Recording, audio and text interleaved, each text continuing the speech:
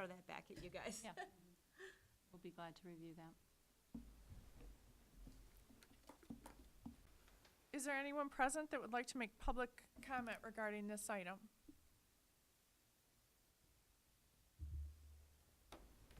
Okay, with that, all those in favor say aye. Aye. All those opposed say nay. Motion carries. The second discussion motion item on the agenda this evening is the adoption of resolution to consider the designation of electoral representative and alternate for the TBA ISD's June 3rd, 2013 biennial election. Could I have a motion? I guess to start out, before just background, I recall last year, I think Megan was the designee and Eric was the alternate. Is that right? I don't remember. Steve, would you like to give us a little background about this election before somebody makes a motion? Anyone who wants to run for the ISD board, it's a very similar process to what we do with local school board elections. So they have to file a petition, either have so many signatures or pay a certain amount of money. And then each school board has a designated person who votes for that school board within the TBA ISD region. And I can't remember their terms. 6 years. 6 years? 6-year terms. So. Well, let's get the motion on and then we'll continue the discussion. Would somebody like to nominate somebody from our board to be the... Megan, are you interested in doing it again? You've been involved with the ISD more than... A little bit, yeah, I don't mind going over there. I was trying to remember what it was, and I feel like we just go and sit in a room and there, not a whole bunch of choices, and we just say, okay. So, I can do that. I nominate, oh, well, wait, we're just supposed to... Why don't you do the motion? Who's your alternate at this point? You could be the alternate. Oh, there you go. Okay, I would be happy to be the alternate and do whatever Megan just said I have to do. Wait, am I making a motion to recommend Megan for this? Okay. Well, You have to make a and motion. an alternate. Okay, so I make a motion to recommend, or to, I don't have it in front of me, to recommend Megan Crandall as the electoral representative and Scott Hardy as the alternate for the TBA ISD's June 3rd biennial election. Second. I have a couple of questions on this. In the memo that we received from Mike Hill, it indicates that each local school district, or of their board, there can only be 2 from each district, but it indicates that there are 3 from Traverse City currently serving. The only way that I can imagine that would happen is if they had someone leave and they filled a vacancy based on people who applied before the board, but we'd have to find out. Yeah, because it seems to me that the whole point of having it that set up is so that I would imagine that they'd be most concerned about TCAP, Traverse City Taking people over. taking it over. I just thought seemed contradictory to me. The only other thing I can think of is that the Traverse City address might go into Sutton's Bay or might go into another district, that the mailing address might Yeah. really fall into another school district. Actually, my uncle he has a Traverse City address and his kids there in Sutton's Bay School District, so that could, So I'm not sure. but It I, says home school district. It's on it. right on here. right, address. right. We can, don't know. we can find I out. thought it was- Like I said, it could be that it was based on people who applied when someone left the board to fill in, and then when the election comes up, it would be different. And then also, I was not aware until reading this that someone could serve on both a local school district board and the ISD board. In his memo, it says, not more than 3 members of the ISD board may simultaneously be serving on the board of a local school district. And That's not the information we've had in the past, I thought. Yeah, we have to check that out, because We are, it's always been my understanding that you couldn't, and once you went on the ISD board, you had to leave your seat of the local board, so. well, if it is true, I think we should, discuss maybe running for Mhm, ISD board mhm. in the Well- future. Interesting question. We'll find out, we'll call over there and find out tomorrow. Okay.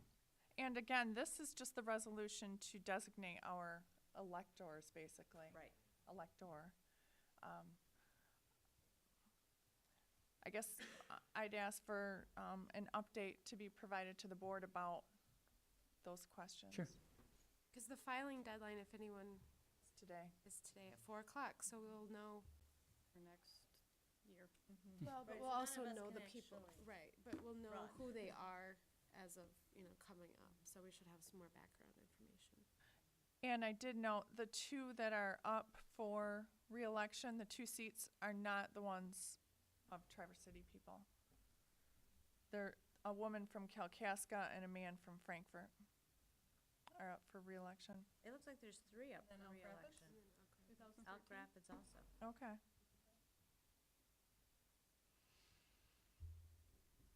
Any other questions, discussion? All those in favor say aye. Aye.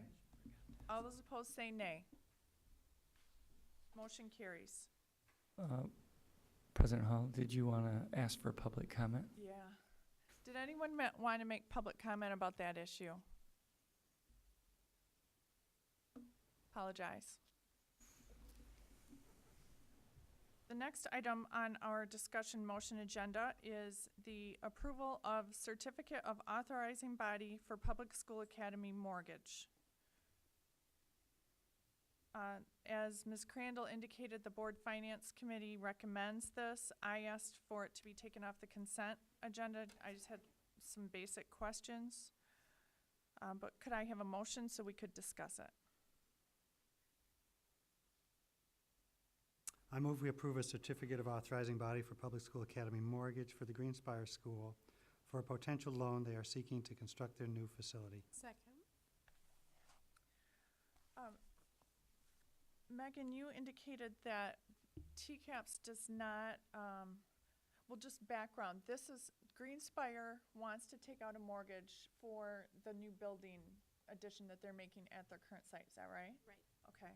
And they need, as we're the, well, why don't you provide the background again? And then I just had questions about potential liability for us. It sounds like, and I'll let Mr. Soma jump in on this.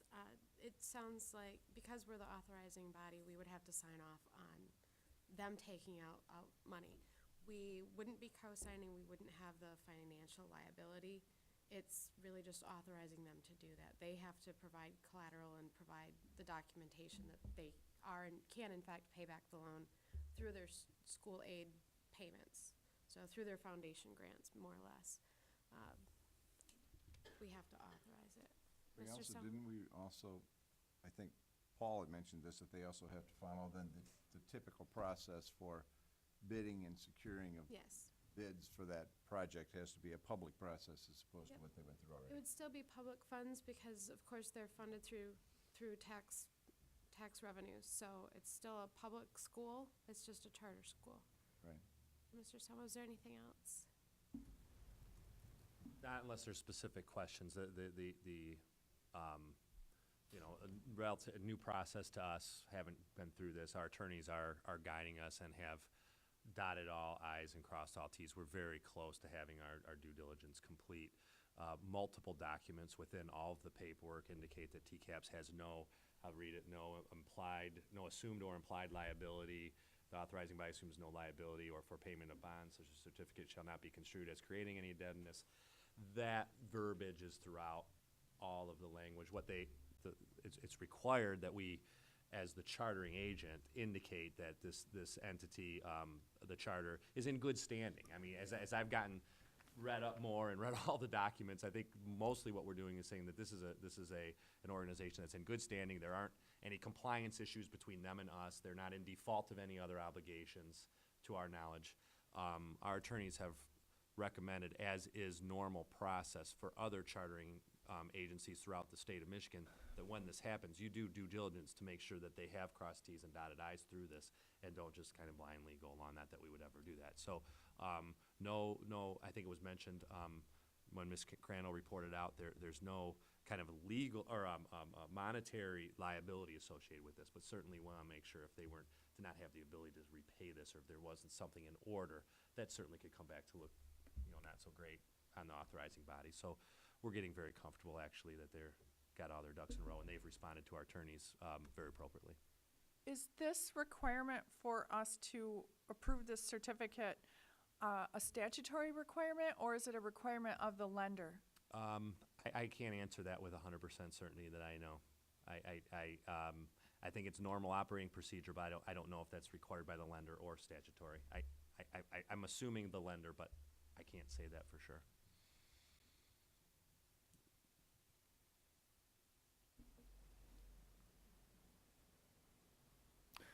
I guess I wonder if there's no potential liability, why does the lender require this? We did have Troon work through this for us, Paul, right? Right. So we had, and was it Bev Bonning from Troon that reviewed it? And one of her assistants, so she's Okay. on vacation. They reviewed the documents for us and made sure that we were taking all the steps that we had to take. We can go back and ask. I seem to remember in those exchanges that it was statutory. It was part of the language for charter schools in the state of Michigan. But I didn't have those conversations directly. We can follow up on that, but we've had Troon review every one of these documents and walk us through the steps that we actually have to take. It's obviously something you don't do very often as a school district, so. Given the title of the document, it looks more statutory.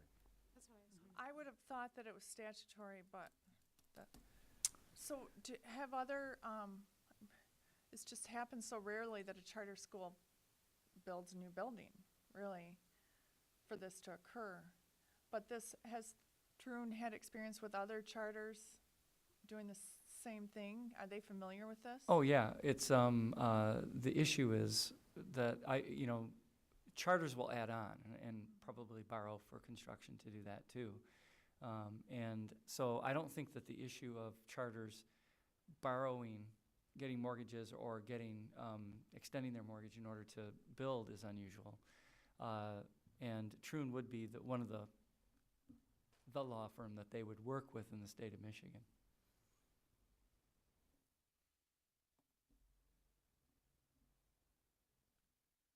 Any other questions? I'm comfortable that the whole harmless clause that Paul just went through seems to be appropriate, and at least comforts me that we're safe in going ahead with this. It seems like an obligatory statutory requirement to me. The response that we got, and Paul, correct me, from Troon was that we had no liability in this. This was really an issue of us taking a step to determine that, for example, we weren't looking at closing Greenspire. That was really what they're more concerned about, is are they in good standing with us in terms of their operations? We believe they're doing a good job. We want to continue with them as a charter. The big question was their reauthorization of the charter would come up, and were we still considering that we would authorize that charter again? And we are. We're happy with the progress they're making. So, yeah, that was the real big question in this. So I guess, what happens if they do run into problems with enrollment or whatever, and they have difficulty paying back this loan?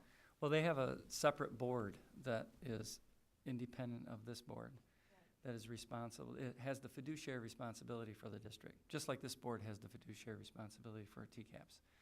And so for their charter school, their board has that responsibility. And it would be very similar to what would happen to any public body, because they're a public body, that couldn't pay their bills. They would be at the table negotiating out how they would reduce those bills, their obligations. In regard to, Paul could talk more about the actual financial plan they have, but we wouldn't be going forward unless, up to the point that it's in our purview, we felt that they were on solid ground. And like I said, the biggest issue for us is, are they in good standing as a charter school? Are we going to continue with their charter authorization? That would be a huge red flag, obviously. The security for the bonds is addressed within their documents, and it's full faith and credit of the issuer, plus pledge of the issuer's full faith and credit, and by security interest granted to the purchaser pursuant to a mortgage, security agreement, loan agreement, and a guarantee, all dated as of the date hereof. So there are some other guarantees in place there, but within the same document, it indicates again that TCAPS holds no liability in any. It also goes on to state the state of Michigan holds no liability for this loan. So it's really, the loan, the risk on the loan itself would be the mortgager that's providing the mortgage for this. Is there anyone present who would like to make public comment regarding this item?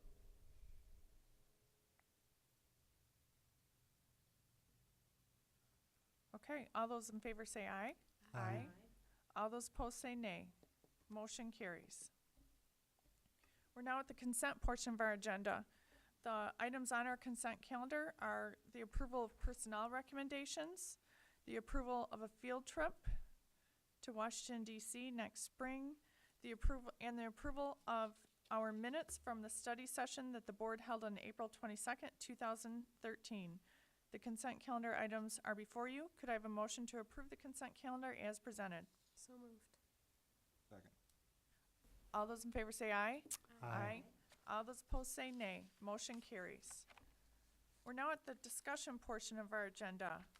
The first item on our discussion agenda are policies, and I'll defer to Ms. Davis. Thank you. As Mr. Apple indicated earlier, we had 2 board policy HR committee meetings, and some of those policies are before you. There are policies and bylaw revision. Bylaw revision 0120 has 2 changes on page 2 and on page 4, I believe, 5, that have some changes due to recent legislation. Policies 3120 and 4120 are both modifying policies that we added recently and talking about the board will not employ directly nor through an agency a board member's child, spouse, or someone living in the board's household. So it was just modifying that piece of it. Then policies 3362 and 4362 are both new anti-harassment policies, and rather than bold and underscore, we completely rewrote those 2 policies and replaced the old one. And board policy 5112 is the entrance age for kindergarten, and as we have informed you on multiple occasions now, that is changing this year, starting with children need to be born before November 1 unless a parent puts in a request prior to June 1 for an exception. And we have worked really hard to get that message out to the community, and it's kind of a reminder that we might want to do another press release on that. We have multiple levels that we're getting that message out, and this policy is reflecting the changes to the entrance age for kindergarten that goes into effect this year, and then it's adjusted the following year and the year after that. And policy 5330, that has some revisions that have come about through school code that are adding to the use of medications and treatments by inserting the word insertable for types of medications. Then policy 5605 is on suspension and expulsions of students with disabilities. We have a very detailed guideline that goes with this, and this is the umbrella policy that the guidelines will support. And the last one is policy 6850 on public disclosure and reporting. And we worked with Mr. Soma and his department as far as a new policy that's been recommended by our policy writer, Neola. And that has to do with some of the posting requirements that we already are complying with. This puts it into policy form. This is before you for a first reading, and would go before you, I believe, on the June 10th meeting for discussion motion. Any questions regarding these?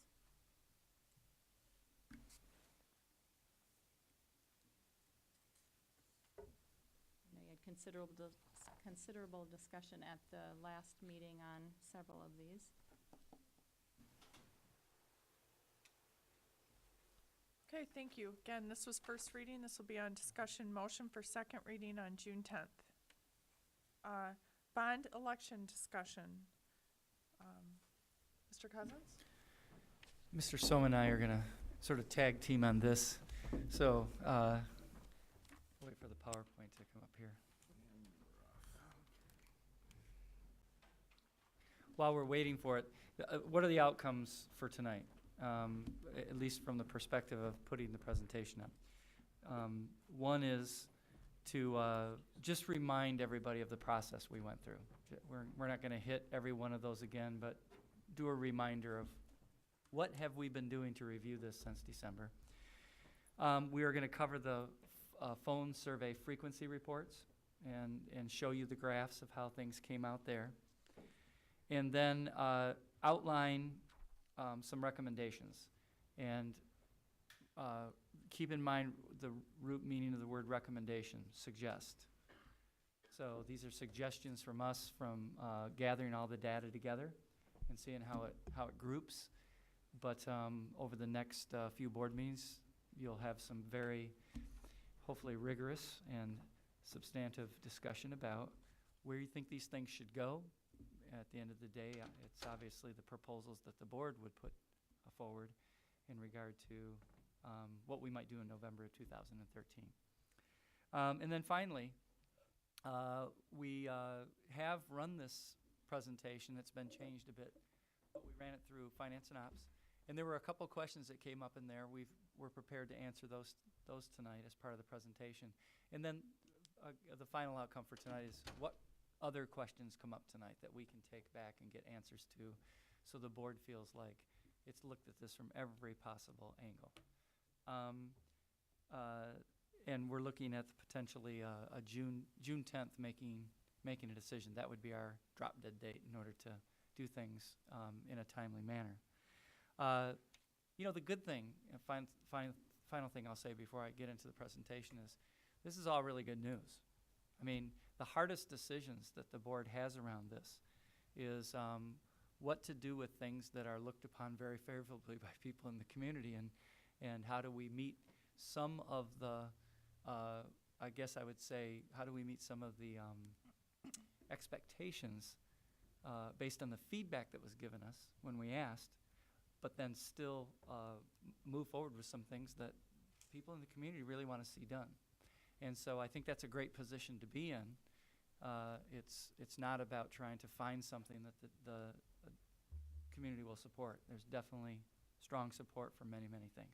So, Steve, before you start, I would like to put it out there for the board to think about, just from a procedural perspective. We had, there had been some discussion about hearing the recommendations tonight and then deciding next week. I would like to put it out there that I would believe it would be appropriate to give us tonight and then discuss it again a week from tonight, decide the first meeting in June 10th. And you don't need to weigh in at this point, but I'd like you guys to think about that. Just for board member perspective, Mr. Falconer was called out of town on business tonight. Mr. Apple is out of town on business next Monday night. That would also ensure that everyone is part of the deliberations for everything. That makes a great deal of sense. Okay, with that, Okay. thank you. So the first few slides that are in here are repetitions from earlier. I'm not going to spend a lot of time on this. Is probably the 5th time now that you've seen some of these. But just a reminder of what our current state is. We have a history of community support for bond issues. Our data told us that we needed to have a better handle on what the community would support. We also had data that told us that we made some gains in the last 3 weeks of the previous bond. And although we had a lot of folks that wanted to share their ideas with us, we didn't have any of that in an organized format. And so in order to give the board good information to make a decision. We wanted to organize that. So the process that we laid out really looked at these big things. I'm not going to go through each one. Again, this is probably the fourth or fifth time you've seen this, but these are the big issues that were in the last bond in November of 2012 that we wanted to get some information back on. And so the outcome of this total review that we've been doing since December was to get the perspective on what, if anything, our voting community would support for November 2013. And remember, the reason we put the date in there is because you can't ask people to weigh in on something unless you give them some sort of demarcation that they can weigh their opinion against. If we just ask them, would you support something in the future, that wouldn't be very helpful to them. So even though we started this with an open mind that there might not be November in 2013, we have to ask them to weigh their opinion against something. So that's what we did when we did this. And you can see just a reminder of all the strategies with the SWOT analysis in December and January with 4 different groups. Board members went out and had those one-to-one conversations. I think we had a very close to 40 to 50 people that you engaged. For the focus groups that were done by NMC for us in March, the informal online survey that was done that we had 635 responses to and actually got a lot of feedback from public sector consultants that they thought that was done well. The 2 public forums that we ran in March, and then the forum that we ran with chamber members just a week or so ago. And then the formal telephone survey of registered voters that was done between April 12th and 15th. So we've had a very well laid out program to gather this information.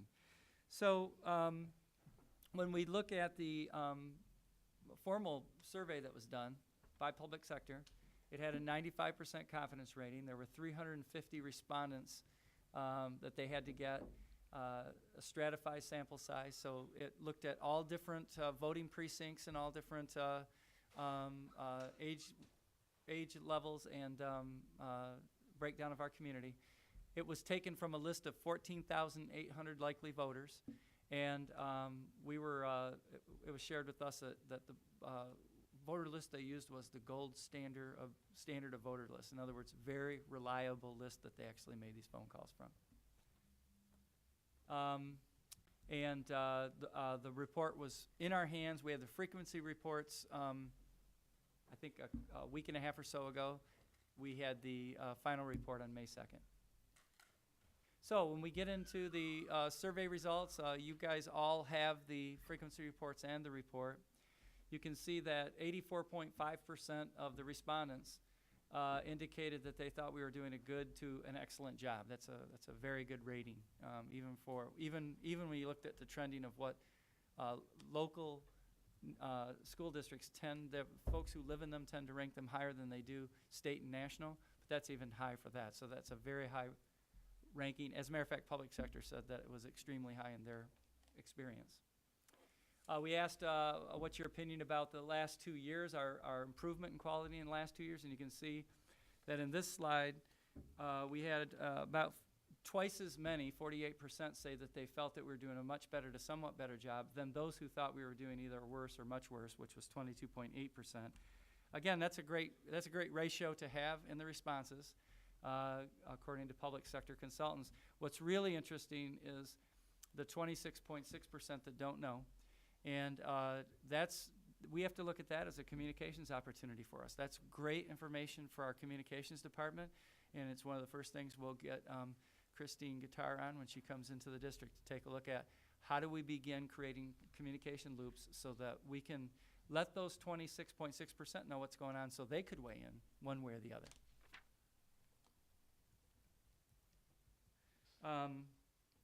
Now we start getting into the actual pieces of the former project, and so, what might become a future project. And so reconstruction of the 3 elementary schools to increase safety and security, improve efficiency, modernize the instructional space, and upgrade technology. And you can see 75.7% of the respondents either leaned towards supporting or supported that. And what's very interesting is the number of opposed, which tends to be a category that won't move, was very low in this. And we also don't have a lot of people who who really didn't understand this or needed more information. So real strong indication that there'd be support there. Next slide is for the renovation of Central Grade School to increase safety and security, improve efficiency, modernize the instructional space, and provide technology upgrades. And you can see that was at 74.6%. And again, not a very large number for those that are opposed. And this creates a interesting conversation point for the board, because it was one of the projects in the previous bond proposal that was out with a start date of 8 years out.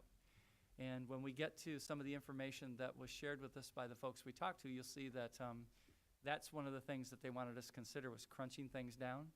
So we've got some information that the finance group asked us to bring tonight, and it'll be a great conversation for the board as you guys go forward in regard to this. Wonderful support for this project. That's the really good news here. Central High School, creation of a main entrance with a direct line of sight to the administrative offices. You can see 61.5% leading toward. And again, not a very significant, totally opposed on this issue. So this is another piece that has pretty strong support from the public sector survey. Next one would be a common gathering area between Central High School, the gymnasium, and if an auditorium was built, an auditorium. You can see we had a slim margin of support here at 51.4%. What was interesting is that almost 30% of the people in the online survey said they were neutral. They weren't given the option in this phone survey to say that they didn't know or they were neutral. They only went into that category if they wouldn't respond to one of these other prompts. So in talking to public sector, that 30% neutral is again a great opportunity for us in regard to communication, so that people could pick where they wanted to go, either towards supporting or being opposed. So again, another rich area for us to communicate in. The next is the Central High School auditorium. That would be similar to the auditorium at Traverse City West High School. So similar number of seats, similar setup. We had 54.9% support or lean towards supporting. And again, you can see about 14.6% in the online survey were neutral. Anything over 10% indicates an area where communication would really help in regard to clarifying where people's opinions might be. We have a bigger number of opposed and trending. Still, when you add the support and leaning towards support, you still have a significant majority here, but now getting within the statistically margin of error. So you're getting a little closer to that it could be 50%. Could also be 60%, but a little closer to a slim margin of support. Next one is renovation at West Senior High School auditorium to create storage space, add dressing rooms, and make audio-video improvements. You can see that 45.5% lean towards supporting. And in the online survey, we had about 24% that indicated they were neutral. And again, this is another area where we possibly could do some communicating. Very interesting, some of the comments that came up in the forums and in the public, or the focus groups, were still a persistent perception that West High School is new, when in fact it's 16 years old. And that would include the technology and the lighting and things that are in the auditorium are 16 years old. And so that's just something for us to keep in mind. I consider that more anecdotal information than I really do consider it to be something that we would put in this presentation. Let me see. Okay, I'm on the right one. Renovations to West Senior High School to accommodate for the creation of a robotics program. This is trying to create a dovetail into NMC's STEM program for early college credit, and also as a companion program to what we have over at Central, which is Simatech. And you can see that we had about 56.6% support leaning toward that. So that's, again, you add in the the margin of error, we're still above a majority, although it's a small majority.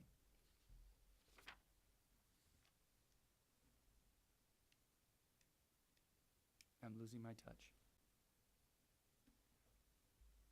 There we go. Whoops, I went too far. There we go. I don't want to make you sick by flipping through the slides. So athletic improvements at West Senior High School for cardio and weight rooms, 40% support. That's a pretty significant opposition, although we did have one of our highest neutral rankings on this on the online survey, which again indicates there needs to be an information put out if this is part of the proposal.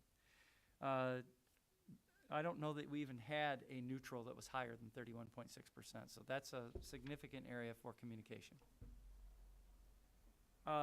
This is West Senior High School athletic improvements for bathrooms, concession stands, and permanent bleachers. 41.4% support or lean toward supporting. And then again, this big number, 31.6 neutral on the online survey.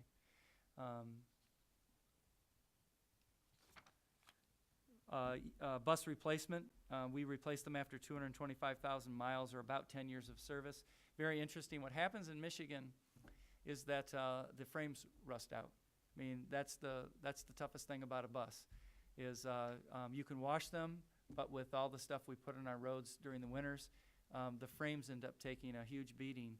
And you'll find if you talk to most transportation folks that it's one of the things that you can't really put a new frame on a bus. So 10 years is about it.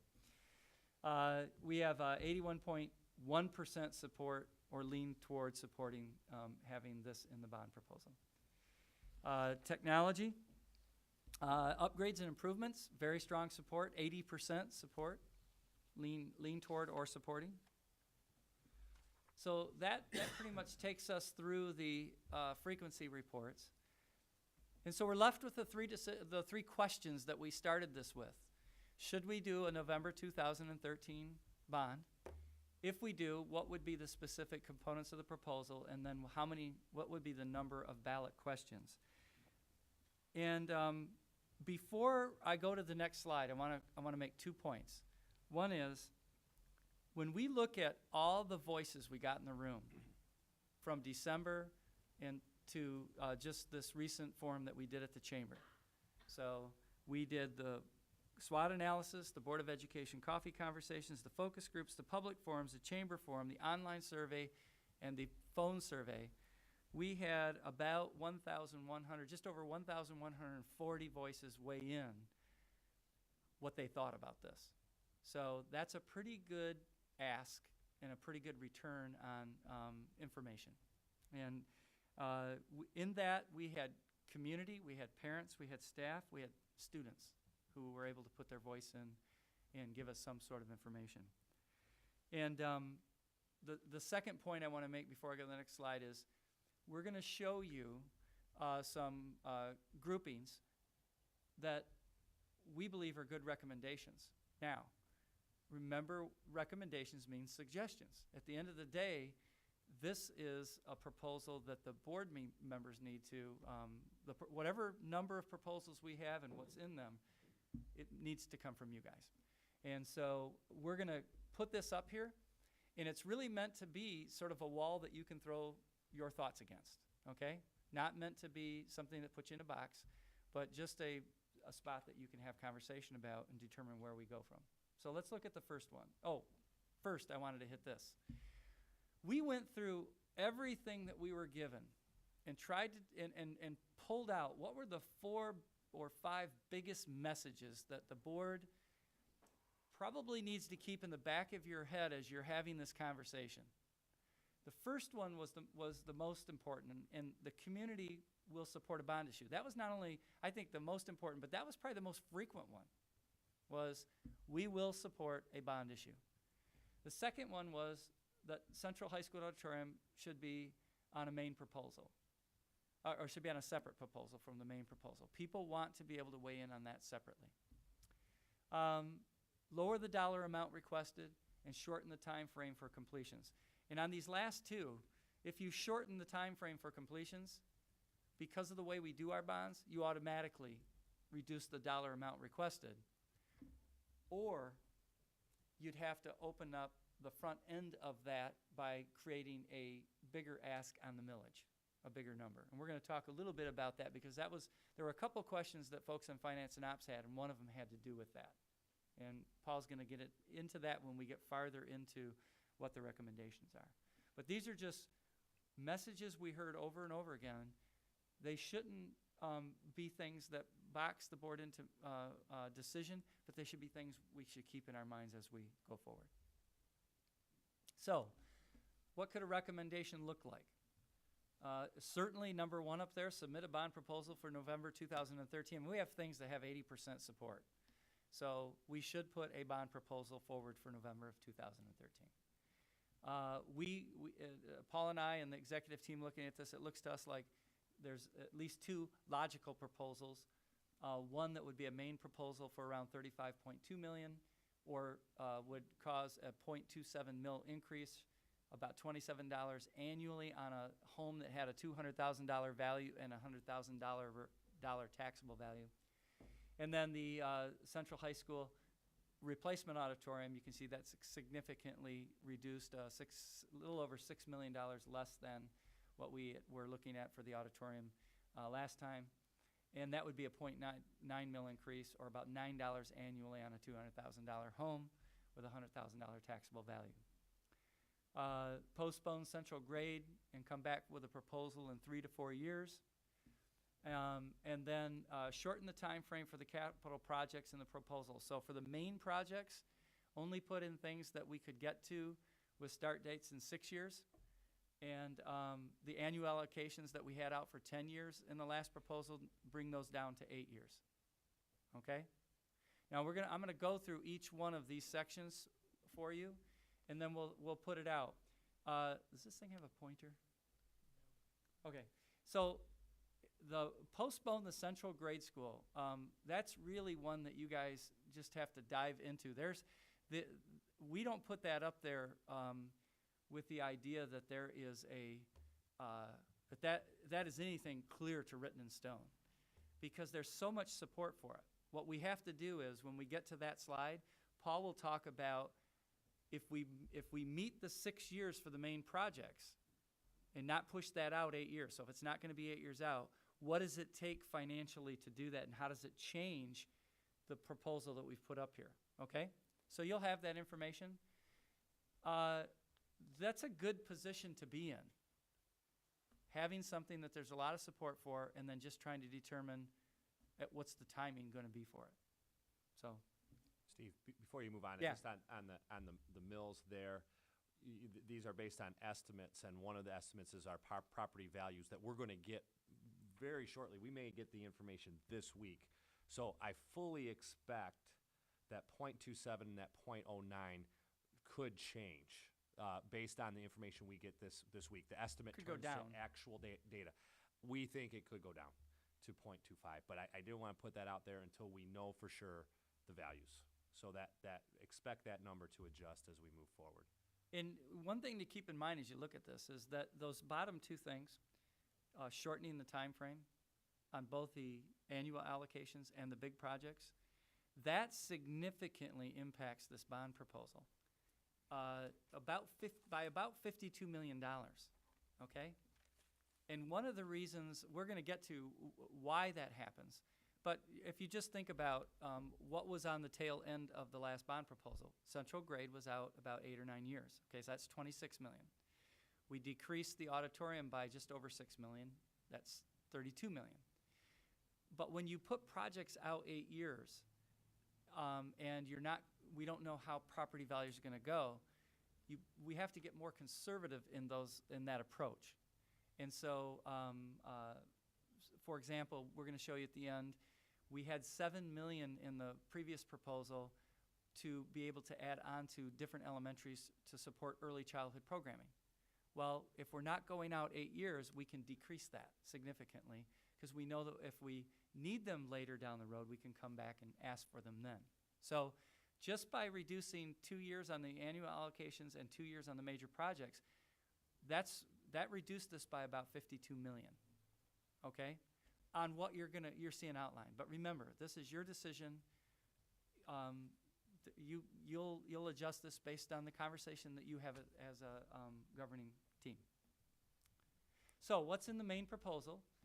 You can probably tell just from what you saw from the frequency reports and things, but 3 elementary reconstructs, continue the annual allocation for technology and bus replacement, safety and security at Central High School and West Middle School by redoing their main entrances and moving the offices so there's a direct line of sight between the main entrance and the offices.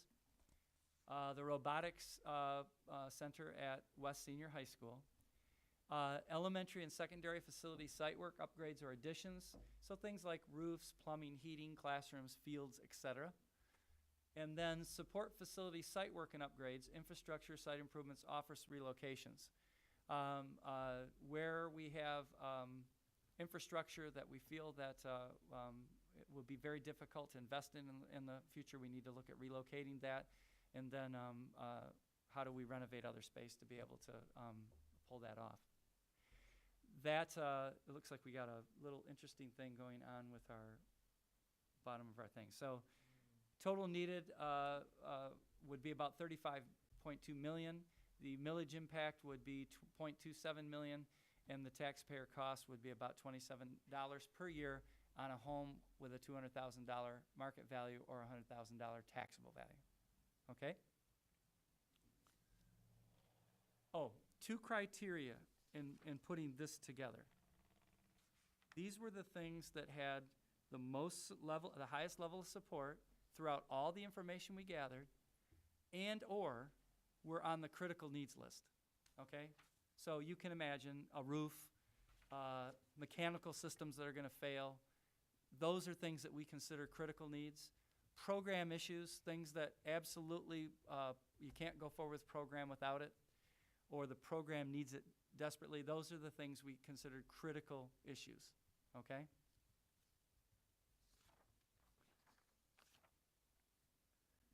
Additional proposal, Central High School Auditorium reconstruct. So a reconstruct of Central High School Auditorium, about 670 seats, functionally equitable to West Senior High School Auditorium. Again, about $12.9 million. It would take about 9/10 of a mil, or 0.9 of a mil. Thank you, mathematician. And about $9 per year on a $200,000 market value home with a $100,000 taxable value. And just a reminder, in order to do this, the only place that we could do this is on that north part of Central's campus. You can't reconstruct this in the spot of the current auditorium. We couldn't even reconstruct the current number of seats within where the current auditorium is, because we'd have to meet all the new specifications, and with a larger stage and a larger fly, you just can't stick it in that same footprint. So this would be an additional proposal. And then central grade, let's talk a little bit about why postpone. Again, you may choose not to. There's probably, and I think you guys will get to them, some very good reasons not to do that too. But it allows us to shorten the timeline for the total projects. One of the questions that we had from the Finance and Ops Committee was, what would it take in order to get central grade within a start date of 6 years? I got that right, Paul? With a start date within 6 years. To do that, we'd have to add the 0.18 mils that you actually need to do the project. We'd also have to add, we had this calculated out by Stoddard and Barch, 0.07 in addition, because we would have to get the 3 elementary reconstructs done sooner. So we'd have to create overlap in those construction projects, which means we'd have to have a higher millage rate at the beginning. So we'd have to add 0.07 at the beginning to open up a bigger pipeline so we could lay those projects over top of each other, because it would cost more. And then we would have to add the 0.18 to do central. So it would be we've calculated out 0.25 millage rate if we want to get central grade at a start date of 6 years, okay? That's total for, if we did central grade within 6 years, or started it within In 6 years? addition to the 0.27 and the 0.09 you've Right. seen, we'd have to add 0.25, Central grade. okay? So we think we're at 0.36 or maybe a little bit lower. We'd have to add another 0.25, Right, Paul? Any, Right. any other comments you want to make about that? Correct, anything that I said No, was no, wrong? no, I think it's good. I want to make sure that, how Kelly framed her question, that we answered appropriately. I'll just jump to this, that what you just explained answered two questions that we had in finance. And one of them was, could you do the elementary sooner if you increase the amount of millage up front, not including central grade? Take that aside. Yeah. And that was a question from Eric, because if you don't, if you go to the pacing that we laid out, it's about 6 years to get to all three elementaries. Maybe it's five. To 5 or get 6. them, completed, would have been 6 years out. Right. They would have been started within 4 years of each other. Right. But to get to completion was 6 years out. So the question was, if you spent more money up front, could you do that sooner? The answer is for .07 additional to what we said, you could get them done in 4 years. There you go. And that's the answer. Okay. And that's what that dovetails into the other question, which is, could you get central in earlier? To get central in earlier, you have to do the other elementary reconstructs sooner. And that's, so you need .07, and then you need .18. So a total of .25 to knock off that second question. I'm sorry, can you say, I understand where the .07 comes from. You have to add .18 because we don't have in the original proposal I showed you, The we recommendation. don't have central grade in there, so Right. you'd have to add that. So to do central grade would be .18. Yep. Plus .07 Yes. to speed up the other elementaries. Correct. Otherwise, you're starting central grade out, you're starting it 8 years out, which is, if you go to the first point up here, one of the strong messages was you got shorten the timeline.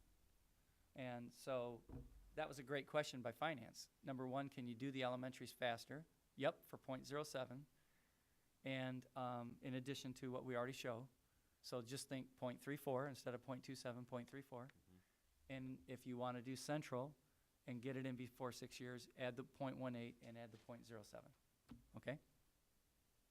This presumes, however, that you're going to do central in one fell swoop rather than staging it. It also assumes that you have a $25 million budget, even though the range on central was from roughly 18 to 25, high and low estimates on this. I'm going to turn we do have answers to the questions in terms of the staging it. Right. And I'm going to turn that over to Paul, because that was the third question I think that we Right, got that was the out of third finance. question. And Let me from- get to the other two Sure. points, and then I'm going to go back to Paul, and he can answer that. The other thing is one of the things we heard is give us a comprehensive site plan for Central. We'd have to put that together. If it's out 8 years, that's difficult to do. The best that we would do at this point is we would do a design for elementary classroom space and propose that it continues to be used for that, because we will have an expansion of our early childhood within the district, particularly if you look at the governor's plan, which we think is, I think that's going to come to fruition in some sense. And so we would dedicate it to classroom space. But let's go back to the question that Scott asked, because that's one that is really germane to you guys making the decision around central grade. So, Paul? Sure. Maybe even before I start, I'll mention that we have 3 experts in the audience with us too: Paul Mahon, Wes Sowden, and John Dancer from our architectural firm, in case there are some very, very specific detailed questions that Steve or I might need help with. But along this question, the answer came back that we could not phase this project. Now, I say that within the scope of moving forward with a plan that does the other 3 elementaries. We cannot phase this project. The if in there, if the dialogue was, well, what if we didn't do the other 3 elementaries? That changes the whole answer. I've made the assumption that the 3 elementaries need to be reconstructed, and that will be part of whatever plans is going forward. Within that context, it's impossible to phase this project over the course of these next few years. So, Can you explain why that? well, there's multiple reasons. One is that because the work is so intrusive relative to what's needed, and there's code issues, there's issues on the 3rd floor, there's health and safety issues, that once you touch one part of that building, you essentially have to touch all of it. And that's related to the systems. You can't do partial of the systems while the students are in there. It's not feasible. So you have to touch all of the building systems, and that there's code compliance with that too. You can't partially do the fire suppression once you bring the building up to the code. You can't say, okay, we're going to work on this portion of the building and not that portion of the building. That has to all be done at one time. So that's another one. So barrier-free and ADA is the same thing. You can't make one section of the building compliant while the other section is operation and not compliant. So again, the phased construction impacts the entire building, and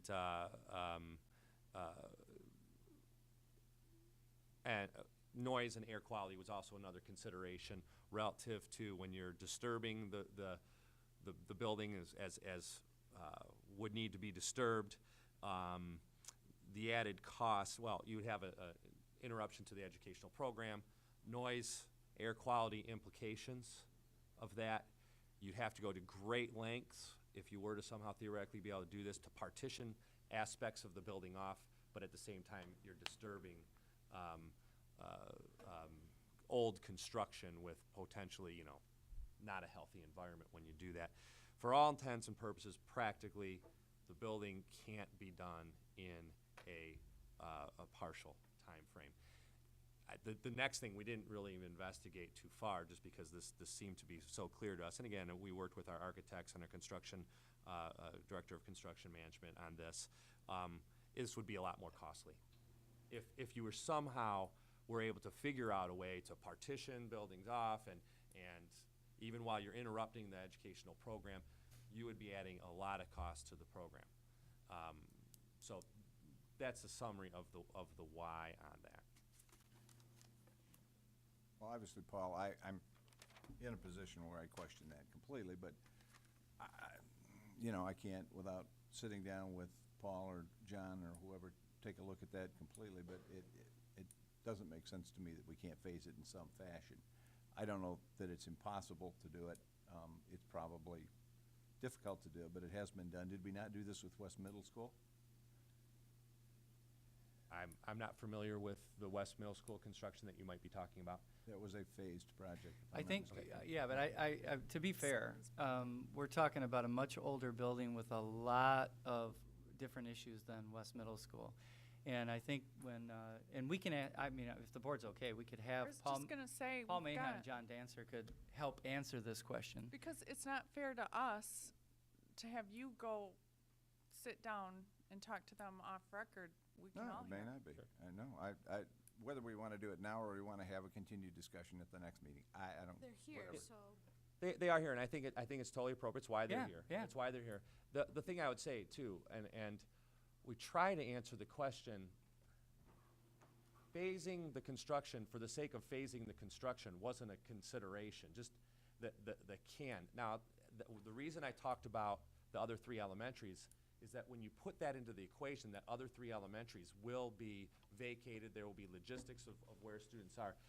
You're limiting options of where the students would be in the case that you were to phase the construction. What it leads to is the question, if that given is appropriate, okay, if the given of the other three buildings are first is an appropriate given, it may not be. That would need to be a different question from the board. The question then seemed to me to be, if those are all done, would you phase the central grade after all those elementaries were done? And it seems to me there would be no reason in that case to phase, because it would slow down the project. It would then it would seem to me it would be phasing for the sake of phasing, not for any other logical reason. One, interruption of students. Two, more costly, those types of things. So that's why, from my perspective and in working with John and Paul, the answer has come back, no, within a 6-year time frame, phasing is not a reasonable solution.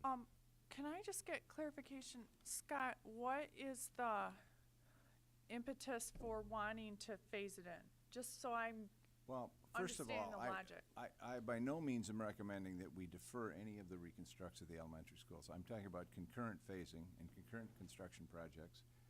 And I'm also talking about right now a populace out there, based on the feedback that we've gotten, that is supportive of at least doing something with Central Grade School. we also have for at least a year and a half now been saying that we can no longer afford to operate and continue to dump money into Central Grade School, that it has become a money pit. And yet now we're talking about waiting another 8 years before we begin that restoration project. So I guess what I'm doing is pushing the envelope a little bit and saying, is it possible in this district to be able to do 2 concurrent construction projects if one of them were phased? Can I just correct something?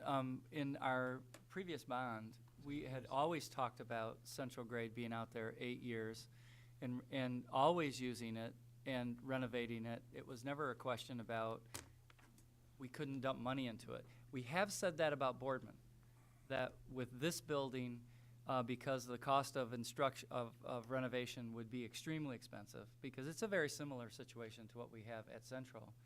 We have said very recently this year, in looking at the facilities, that we think that's not a good choice for this building. We can renovate, for example, Saban's space cheaper than we can this, so why spend the money renovating this? And this has some value in the community in regard to, as a real estate asset that we could sell, and the district could recoup some of that money.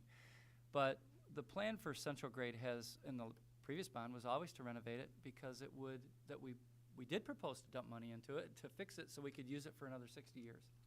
And Scott, I don't mean any disrespect. I'm just trying to understand the issue before we hear the arguments No, and she presented. I just remember clearly from last year's bond campaign that we had talked about Central Grade School being a very expensive asset that we needed to do something with, because we couldn't continue to dump money into a building that we were eventually either going to renovate or close. You're talking about operational money, just to be clear. Well, But just operational because it capital, costs more to- whatever it may be, it was becoming an expensive asset for us. If we're saying 8 years, we might as well pull it off the table, but not at least trying to convince people that we need to do something immediately with it, because we don't, is what we're saying. So, go ahead. Prove me Can or I- tell me I'm wrong. Can I just start with West Middle School? Sure. Because I think that is a really good analogy, and for all of you that are familiar with West Middle School, it's 3 separate buildings, actually 4 separate buildings. And the way it was renovated, it's actually 5 separate buildings, because it has a separate mechanical building that's actually across where the buses park. So the way that that building was renovated is that we could close each one of those buildings and consolidate into 2. And we were able to, in the very first part of it, upgrade all the boilers and all of those things, because they're literally in a separate building. All of the distribution runs in a tunnel, goes to all 3 buildings, so you were able to do the distribution lines. And that's totally different than Central Grade, which is one big building. And that's part of the difficulty, is where do you start? I mean, the first logical part would be to start with the mechanical systems. But to do the mechanical systems, you have to run all the distribution lines. So you're going to have to somehow get new boilers, new condensers in there during 1 year, but how do you keep the building open while that's even happening? And then you have to run all of these things to all the parts that you're going to renovate in future phases. So that becomes really difficult to do. And I'm not going to say it's impossible, but it just becomes really difficult. The other thing is that with West Middle School, we had laydown areas where we had land where, you know, you could store things. You had construction access to one building, fenced off, no kids could go there. That's really, really difficult. You know, you'd have to take away playground space, you know, for construction laydown. It just seems really difficult to do. Which will be a problem, all right. If I could just also add to that, you know, Paul mentioned, but noise and air quality are probably my biggest concerns. You know, this is a very invasive renovation. It will, lots of particulate, lots of lath and plaster in the building. Even if we put the best separation walls in place, we will have potential air quality issues. As John said, the site is small. Having kids outside when you're constructing or renovating in an area, you're going to have that transmission of particulate. In addition to that, we've got, you know, environmental issues. We've got to get asbestos out of the building, all those types of things. And then I think even an equally big issue is noise. It is a very loud process to basically renovate that building. even again with the best separations, we're going to struggle trying to maintain a school operation there and not impact the educational environments going on in the classrooms and the other areas of the building. So those are two considerations that we just don't want to look at lightly, because we feel like that will impact the ability to have school there. And in addition to the whole distribution, as John mentioned, is just very invasive. It's all major core systems. Yeah, and just a couple of other things. I mean, what do you do when you renovate the gym? You know, with the gym and the cafeteria, what do you do for that year? Where do they eat? How do you do that? Especially even where the cafeteria is located in the middle and has, you know, part of the whole circulation piece. So when you renovate that part for that year, where do you eat? You know, how do you even connect to the other pieces? And so those are some of the logistic things when we started to look at it that just seemed really difficult to do at Central. If we were to not phase Central, and do it all at once, do you predict that it would take 1 year or longer? Yeah, it'd be a year. You know, it would almost, I'm not going to say any size construction project, but most construction projects can get done in a year.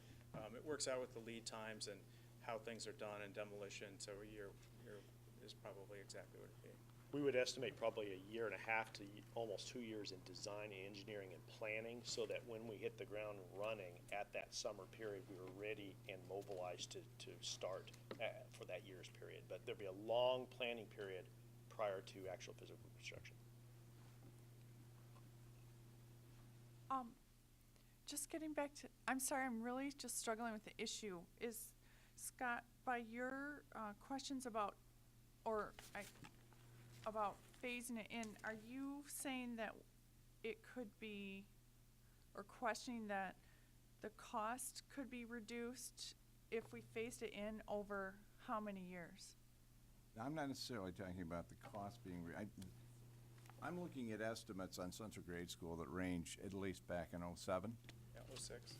Or '06, from 15 million to 21 million, with a high and a low range. That's correct. I'm looking at a lot of the renovations that are being suggested here that may or may not be necessary. They're not necessarily life safety improvements that we're talking about. The phasing I'm talking about might be also a reduced plan for Central Grade School in terms of exactly what we're going to do with it, and then phasing that plan over a series of 3 or 4 years rather than trying to do it all in 12 to 18 months or whatever it may be. That's all I'm asking right now. So it sounds to me, just to put it in perspective, that over the last, 7, 8 years, we've been renovating. The idea was 2 classrooms a year, but to be more cost effective, been doing ultimately 4 classrooms every 2 years. So those renovations have been ongoing. Those are more the cosmetic and immediate plumbing issues, whether it's a new restroom or whatever it is. So some of that's been ongoing. To me, this sounds like, this is just my perspective, but if we're gonna put money into Central Grade, we need to do it so that it will last another 50, 60 years. And that if we're going to go into an invasive, intrusive, I'm sorry, let me finish. I'm gonna throw this out to the rest of the board, but I would suggest all the students leave, and you're welcome to come back at another meeting if you'd like to sit still and not talk. You've been very disruptive the entire meeting. We know you're at 2 hours, but I don't want to break this discussion up until it's a natural break. But it's been ongoing for the last half hour, Can we just 45 have the students minutes. leave and get somebody to go out and sign their papers? They've been here 2 hours, they've done their civics. But they haven't been But respectful at all, and it's No. inappropriate, and I don't appreciate it. And I would suggest that you let your classmates know that they're not welcome here if they're going to talk through our meeting. Yeah, thank you. Thank you. We appreciate it. Okay, Megan, what can you what you were saying about if we want it to last another half century? If we're I just figure that if, I don't know if it's gonna cost, again, that was a 2006 estimate. I don't know if it's gonna cost 18 million, I don't know if it's gonna cost 25 million. Right. And depending on how we wanna use that building, I mean, I keep thinking, I know how small the small gym is in that building. I know how small the big gym in that building is. It was built in the 30s. So in 50 years, or in 20 years, are those the size spaces that we really are going to want for that building? So I'm imagining that there's going to be needs for some major reconstructs. I know that there's asbestos. I know that there are big issues. The third floor's been closed for decades. So I agree with Scott. It's worth asking those questions and trying to figure out if there's a better solution or if there's alternative solutions. But I also believe that if our architect and our fellow who's been doing all of the construction projects for, close to a decade, if they're telling us that that's probably not feasible and not the best thing for our kids, then I want to make sure if we're going to tackle the central grade issue, we do it the right way, and we're prudent with taxpayer money, and we do it in a way that's right for our community. And it's respectful of that neighborhood and respectful of the architectural history of that school.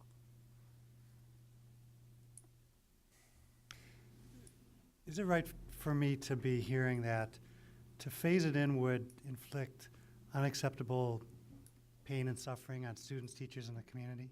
Yeah, I think that's correct.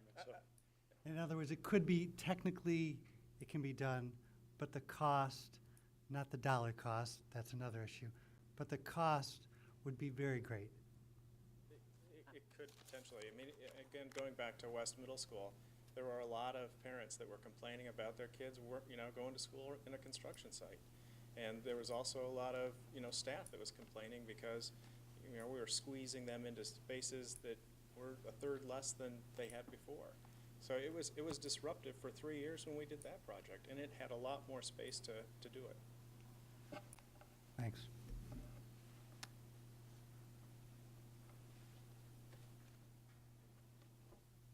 Well, let me say, I accept your premise, and I accept some of the problems that you think we're going to encounter. My frustration is that we went through a bond campaign last year with this as a central issue on the bond. We're going through a discussion again this year about what we're going to do with this year's bond, and we really have a project that probably had no business being on this at this point. That this discussion was either premature or misguided, one way or the other, to even talk about central grade school if we're going to be 8 years out before we ever do anything with it. But saying a commitment that we believe in keeping this building and that we are going to develop a plan and we're attaching money to it and we're asking the community to support attaching money to it, to me doesn't seem wrong. That seems prudent. Kelly? Well, we do have,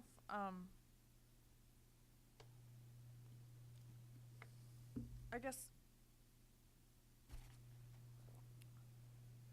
I heard a cost in a 0.25 mil to start central grade in 6 years, a shorter time frame than the 8-year premise that underlied the last bond proposal. So, I didn't hear that. That was one of the criteria, and that was one of the reasons we postponed not having it on this bond. no, nothing's on the bond. That's up to us. Well, I know that, but that was part of the And- recommendation. Right, but I think that what came out of finance was a question about how could we speed it up so we can get to central grade faster, and the answer was we'd have to increase the bond by 0.25 to speed up the 3 I reconstructs. understand that.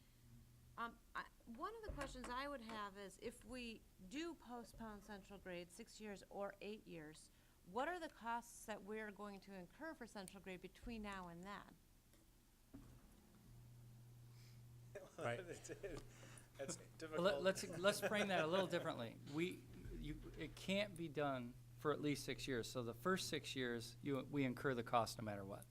Okay? 2 additional years. Yeah. So it's really about, do we, those 2 additional years, what would be the cost that can might I be just- incurred? It can't be done in 6 years because I know you said it's gonna take 2 or so years of planning before we're ready to hit the ground. We can't do it in 2 years because we're too busy with the other 3.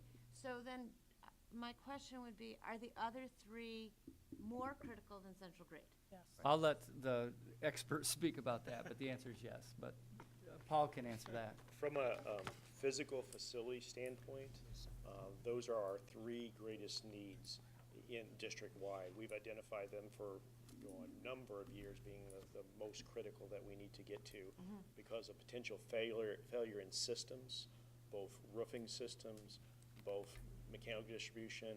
The exterior envelopes of the buildings are in poor shape. There's a great need with those 3 elementary schools.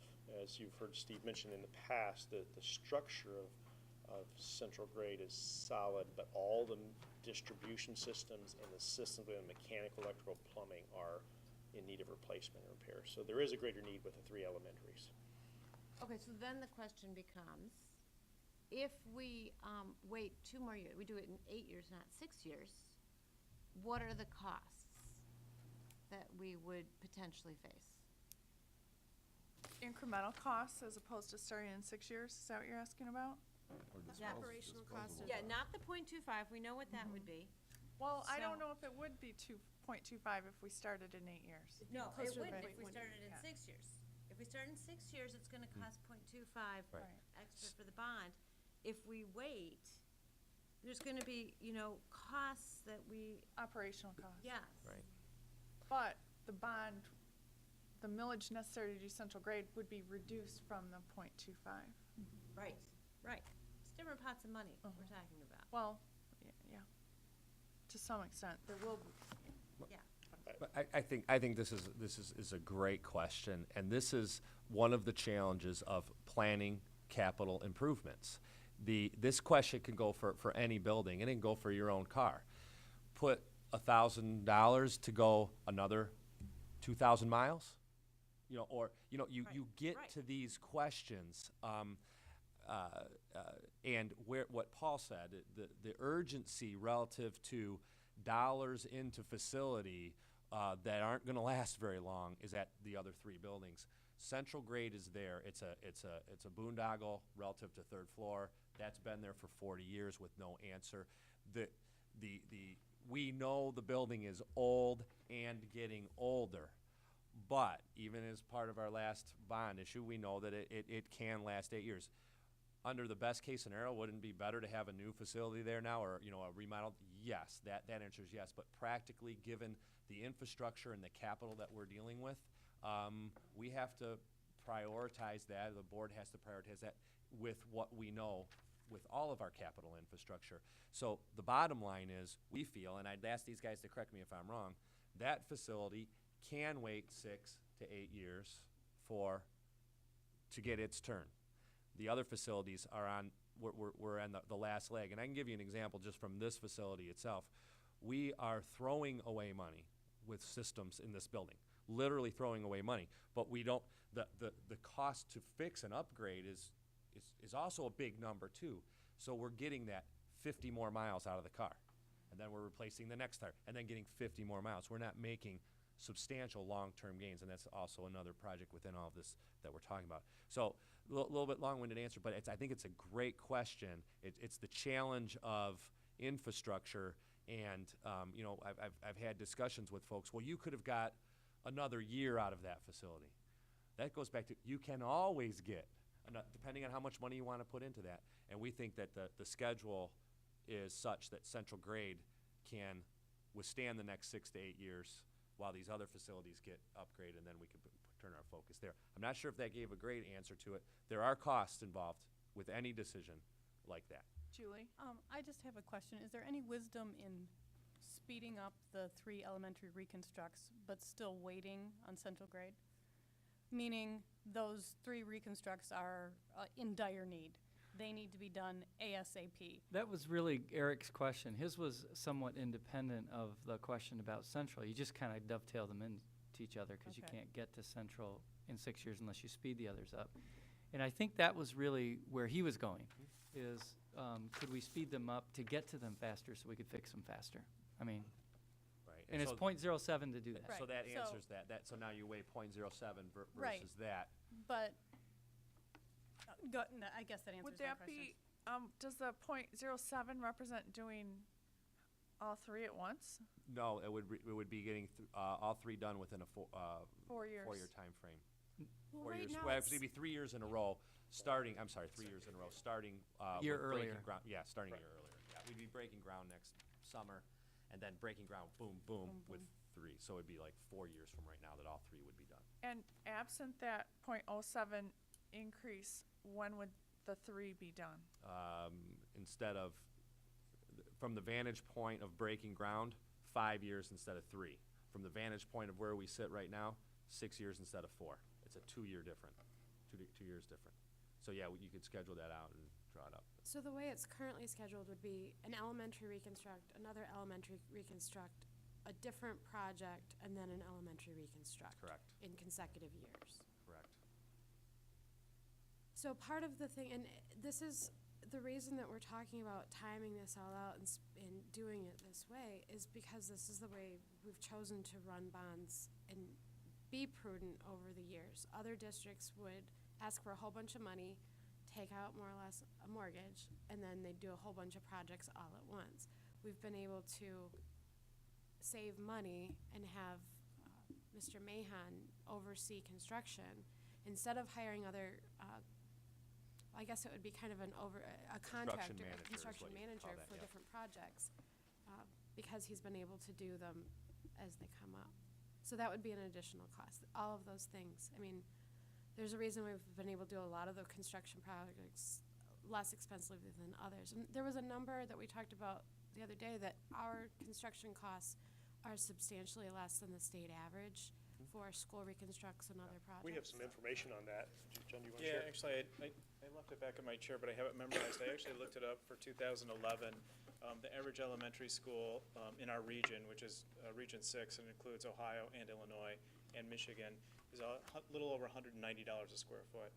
And if you take just the construction cost of Long Lake, it was $156. 56 or 57. So we're substantially less expensive than our region is, as a median. One last question. We talked about urgency, and I completely agree with the 3 elementaries taking priority. Are you comfortable that, I've seen the antiquated mechanical systems at Central Grade School. Should you have a catastrophic failure, what are you going to do? And it's not should, it may be when, if we're gonna be going the next 8 years with that system. Right. Scott, to answer your question, the main power plant boiler system is around, I'm going to use an average number, about 22 years old. That power plant in all of our other facilities, we've been getting, 35 or so years.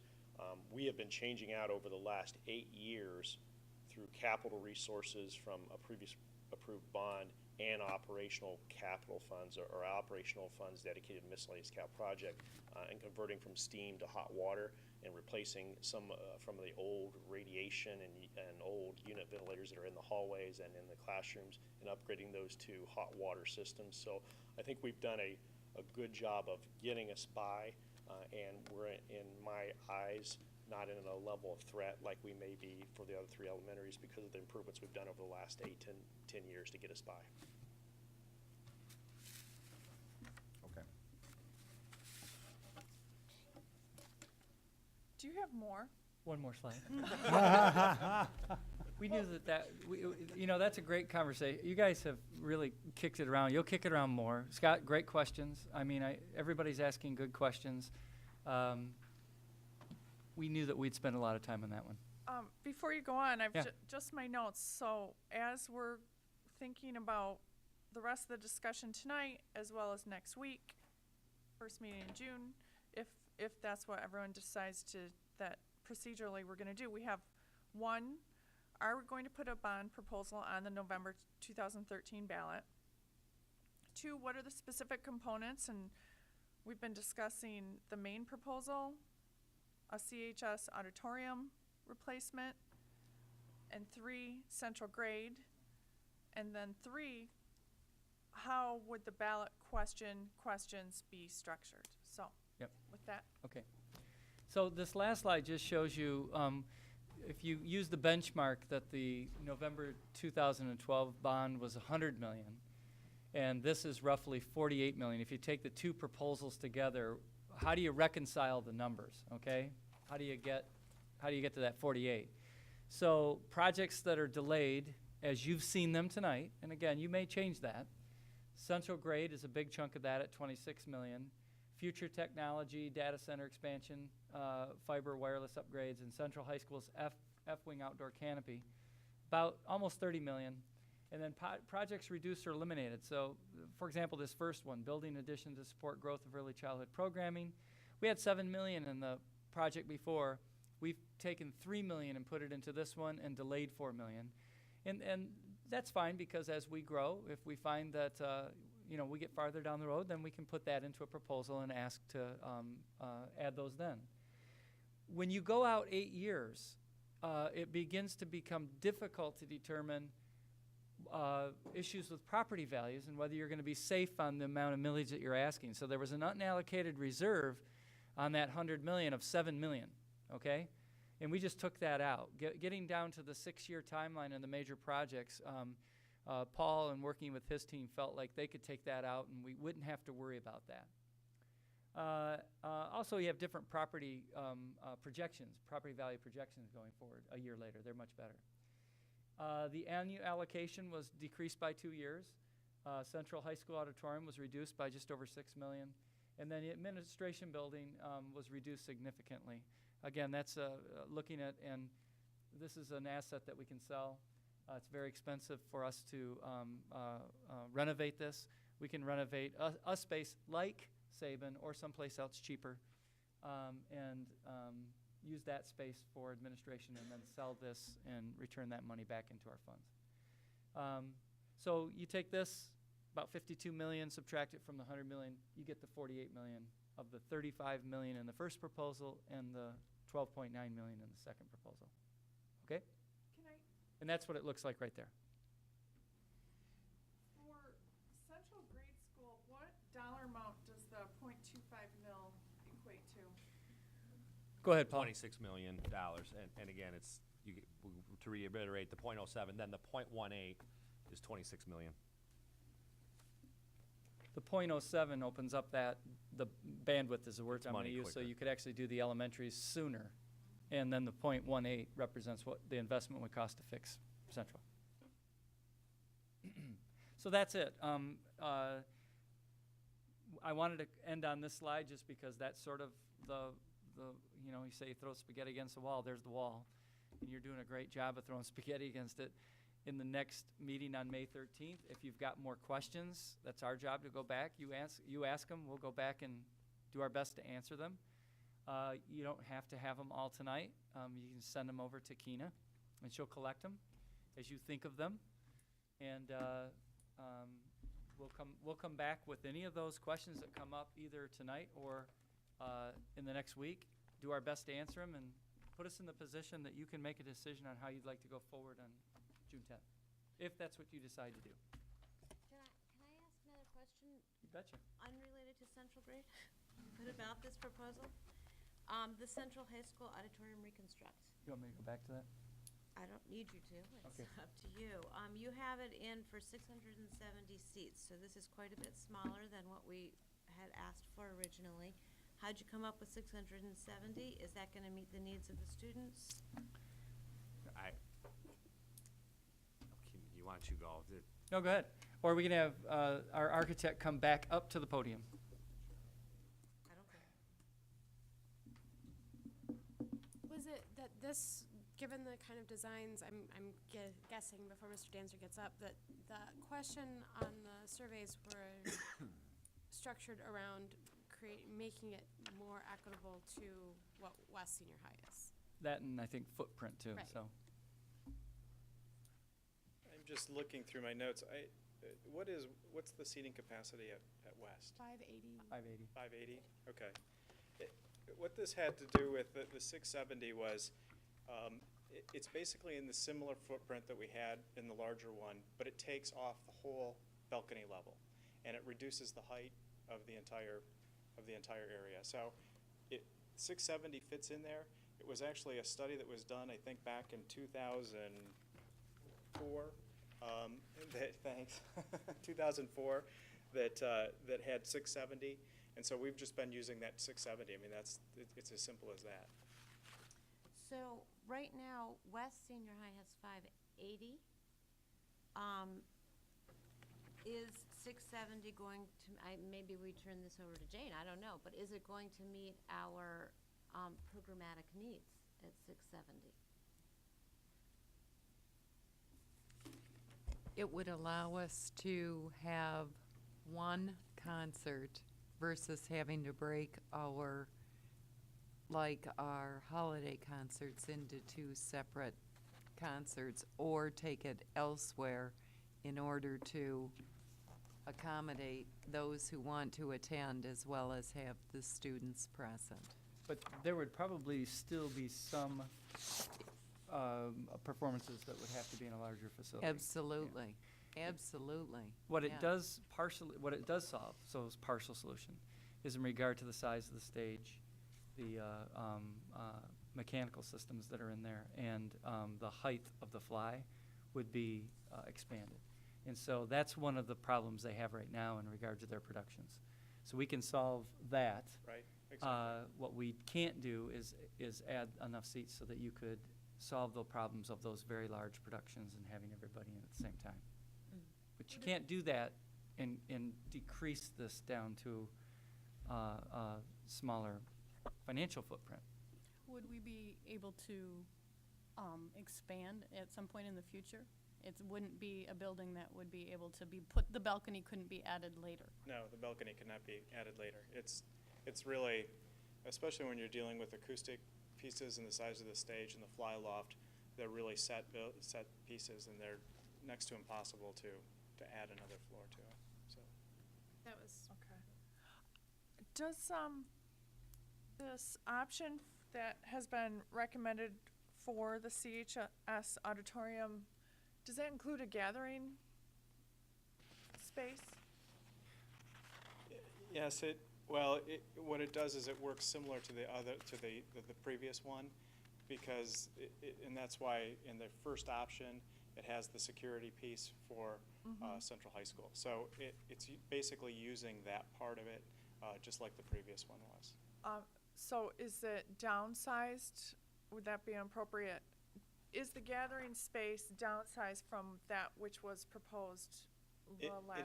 It actually isn't, because, and I didn't bring any boards with me, but the logistics of trying to build the space so that you can see the front door and get to where the gymnasium is, so you can't cut that corner, basically makes it that big. You need a space. Yeah, and that's the space. So that is the space that then would also work to serve the auditorium.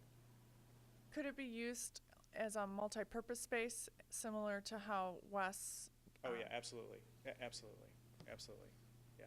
And is that component in the That- main proposal or the CHS proposal? It's in the main proposal. It's in the main, Okay. it's in the main part, yes. So hypothetically speaking, what happens if the main proposal passes and the auditorium fails?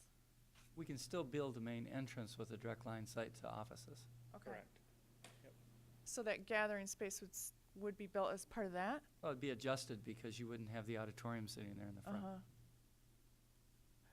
And then, At some point, the- can I just, Should let the architect Continue. cross. It's basically, it's the same space. go ahead, Margie, I think you're gonna. It's really the same space in both scenarios. Its configuration really does not change, because, like I was trying to explain, basically, to get out far enough to get to the gymnasium and go all the way back to the connector in front of the library, that's the box. You know, that's the space that you're doing, and you're then moving administration in there. And whether the auditorium happens or doesn't happen, that space is still the same space. What were you gonna ask, Margie? if in 4 years or whenever we were to come back, if the auditorium fails and we were to come back at some point, it could just be integrated at that point. It could be integrated at that point. Yep, absolutely, yes. Yep, it leaves the space where the auditorium is placed totally alone. It doesn't infringe on that. It could be added at a different, later time. Is it less expensive to do it at the same time that we're doing this other stuff, or is there It gonna be? certainly is more convenient and less disruptive, because you're not doing it over two, sets of construction periods. So you've got the same laydown area, the same construction all happening at the same time. Right. And it's probably a little less expensive to do it all at once, because there is going to be some underpinning of the existing foundations, and it makes it a little bit more complicated to do it in multiple pieces. Was there discussion about not separating out the auditorium and just going for a lower bond overall instead of having two separate votes? When we put the issue together, we didn't, because, again, all the meetings we went to, it was a pretty strong voice that said put the auditorium on a separate issue. And now that's certainly something the board can consider. Right. And you can package that however you'd like. In putting our recommendation together, it was a very strong voice that said we would like to vote on the auditorium separately.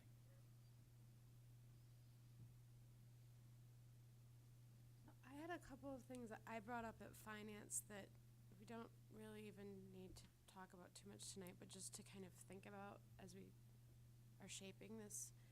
One is NMC's board has decided to go through with an August, which is an August operational millage of 0.4 mils. So it doesn't have anything to do with us, but it's not a huge turnout vote. But it's out there as an educational millage, and they're running it as an operational millage. And in my mind, I'm somewhat concerned that the public is just going to say, oh, it's just another millage, and we weren't paying attention, and we didn't vote on this one, and I'm worried that they may hold it against us. And I'm also worried, because it's an operational millage, that our communications we have to work that much harder to clarify what we're spending money on, or what we would propose spending money on. And then the other one was, I would say that we don't want to do more than 2 ballot questions, that 2 would really be the maximum. I mean, there are lots of options that we're going to be discussing, but I think as far as a communication strategy goes, that more than 2 would be too much. Yeah. I think those are both excellent points. I'm not sure what we can do about NMC. Right. But, I mean, that was one of the reasons I was asking about combining it and having, it, one of the big concerns was the total cost of $100 million. We're now down, if we combine it, we're still below half of that. And so we're addressing one of the concerns. We're not addressing the voices that said, separate it, we want to vote separately. And, I guess. There was also less support, although still a majority of respondents supported an equitable auditorium. It was not as strong by far as the main proposal as articulated there. I think it would, those voices who were frustrated with the previous bond campaign or were outspoken in their negative voting choice really had an issue with that auditorium.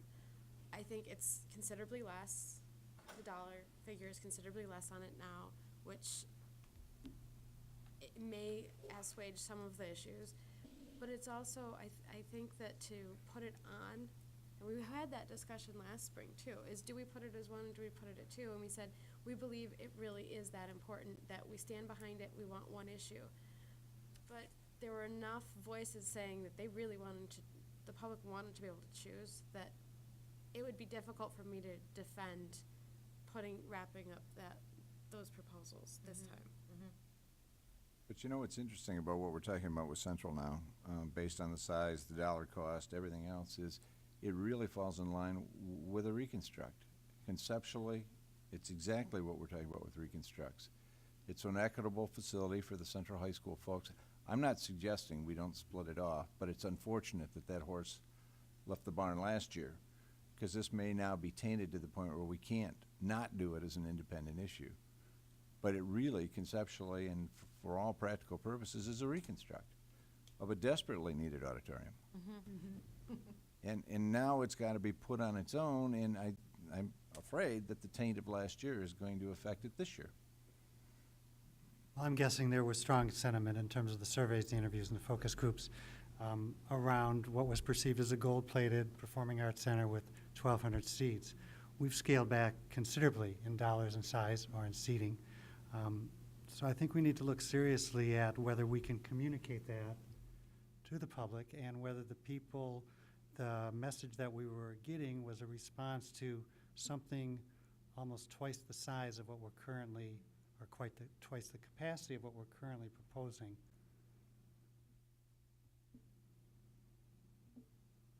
Not to be decided at this moment, but I think we need to look seriously at what people were reacting to in terms of the data that was generated and whether we can inform the public in a way that might help them understand the difference. And it's a huge difference. It is. It's millions of dollars and half the seats roughly. So, One thing that just sort of haunts me about not putting the auditorium as a second ballot issue is that, and I think you all know, I felt very strongly it was a good proposal, but I mean, Scott, you've talked about equity and facilities since we started talking about this, and it sort of haunts me that those kids at Interlochen are still waiting. And Exactly, yeah. And so that's a huge reason why I am very reluctant to put the auditorium, even though significantly scaled down, I'm very, very reluctant to put it into the main proposal. Because I can't sacrifice those. No, I don't think they should be put off any longer. It's just unfortunate. sure. Because the rationale's the same. Now, the rationale's the same. Well, keeping it out of the main proposal dramatically increases the chances of passing the reconstructs, dramatically. So if we want to stack the odds here, then keeping them separate is the way to go. But it is unfortunate. What do you think about the timing? That's been one of the things that has been coming up on the PowerPoint is this, that some respondents in the different communications have said that we needed to shorten the time frame, that they don't like the unpredictability of too far out.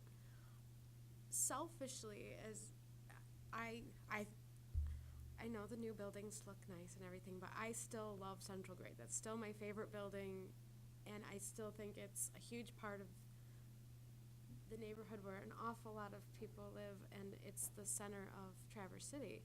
And I think there's a huge value both to our students and to the wider community in guaranteeing that building will have a plan and will be renovated at some point. And I keep thinking that this year is a really strong time to do it. There's obviously strong support from not just this last survey, but across many surveys for doing a reconstruct.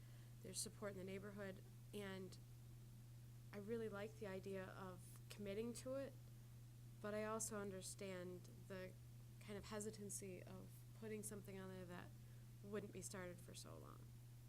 And I know that it was a communications issue for trying to explain to voters what the plan for that building was. And I don't think we will have a more clear plan before June or July when we really need to start those communications again, if we were to go forward. And the data, I was astounded how strong the support was for I was too. Central Grade. And that's before even explaining, because I know that it's come up, some people have mentioned that there are people who are against it, or you don't need to do it, just tear it down or sell it or do whatever. Where on earth are we gonna put those students? That's the underlying, has to be the immediate question back, is where would we put them? We wouldn't have the capacity at any other buildings to do that. So the decision has to be made, and so I'm just putting, I could take it off, I could put it on personally, but What's the downside of putting it on, not putting it on now, but postponing the ask? different board or does do things change? I mean, I can't predict who's gonna be here in 4 years. I can't predict what if Steve decides to retire and the new guy comes in and says, no, we don't wanna do that. Tear it down. I like the idea of finally explaining to the neighborhood and explaining to the community that we have a plan for that building. That's reassurance as a community member that we're doing something with it. It's going to be a school for another half century. Right. Well, And maybe it's not a huge risk. I can't imagine that if there's this much support, that the support would suddenly change. But we've also seen lots of different things happen.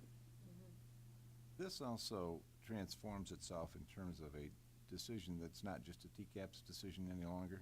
This is really a community decision, because an awful lot of what the city is doing to build itself and its master plan and the way it markets itself as a walkable community is centered around schools just like Central Grade School.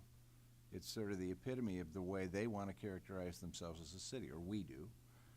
And I think they need a commitment too. The city does, and the citizens of the city need a commitment that we're either going to tear it down and we're going to find other solutions, or we're going to commit to it. My frustration is waiting 8 years to do that, but I mean, I'll live with anything as long as we know where we're going with it and we can tell people that.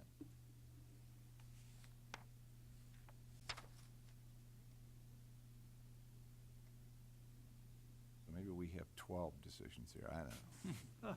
Just to be clear, from our perspective, we think it's worth investing in, and we want to see it remain a school. We just think it's difficult to put in at this time. Unless you want to change those other variables, then we can.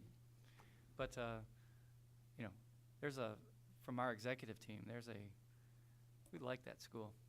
I agree with everything Scott said in regard to it fits right into the city's master plan, and what Megan said, where are we going to stick the kids? We'd have to build another school. Right. Well, you know, it's interesting because you started by saying the way you chose what was going to be included in this proposal was those items that got the highest vote, basically, and the surveys. And Central Grade was as high as the 3 elementary schools. They both received 75% approval rating. There's nothing else that came that close, that came within 10% of that. And yet it's not being included. I think the other qualification on that was the critical needs and the ability to start it within Yes. 6 years. And that was the question is, okay, if we can come up with that extra .07 and put that in, then we could kind of ease it into that within 6-year kind of start date.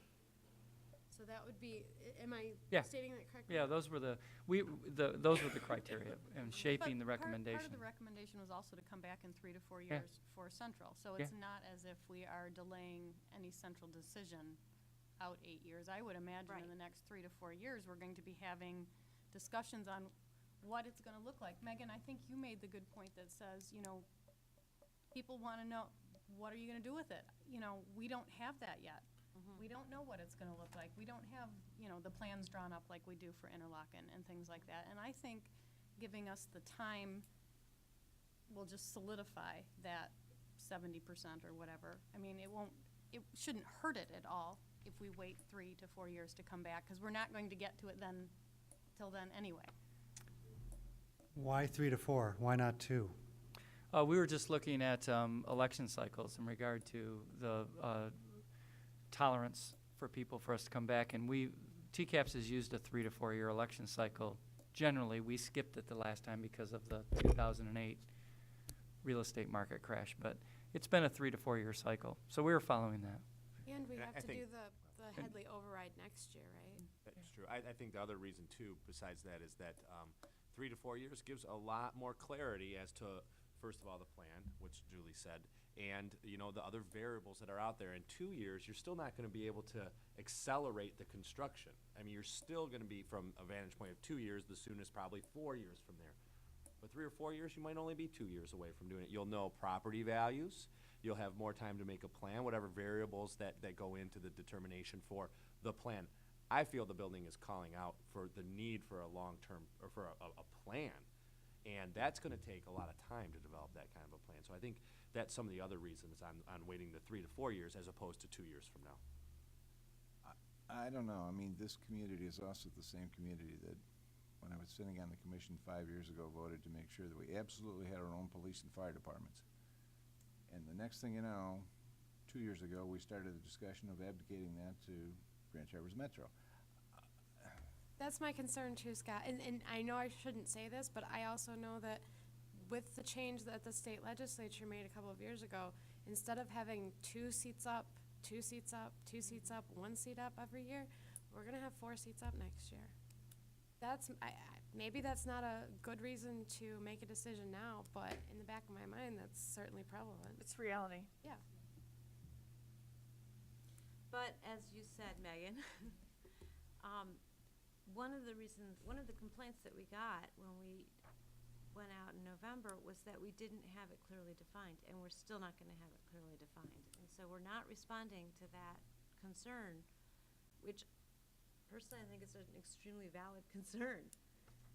But I think it was So- also a frustration that, I mean, in the literature that went out as an informational thing, there weren't drawings. There weren't, you know, here's the interlochen, here's this or this or this. We didn't have that. And I think in the totality of lack of drawings, it was real easy to light on to central grade.